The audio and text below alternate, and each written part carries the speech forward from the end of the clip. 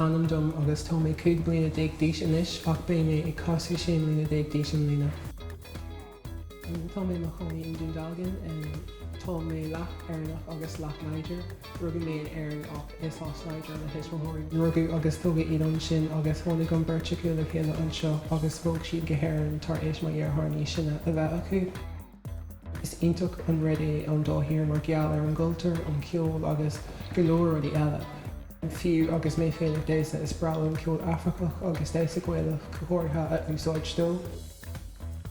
Tá déasa chomh tóbhachtach domhsa mar is é an rud a chur an áthas orm.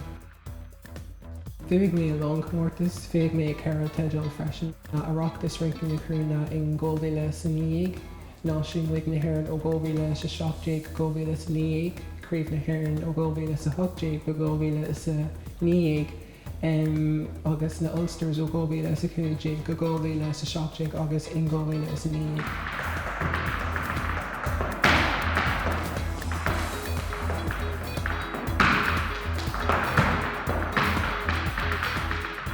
Brealam an ghulga mar over ar scoil. Bhí ghulga áláir agam ó sin óg agus bhí spéis agam an go dtí seo.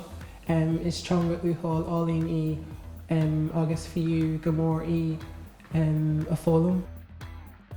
Is brealam oideachas mar is éime thosaíocht is mó é mar sin be brealam dul go dtí an ollscoil a dhéanamh stóidear buaileann na sláinte agus óíocht. Freisin go brealam ag déasa an Riverdance tócaí chomh le déasa an páisiún atá agam.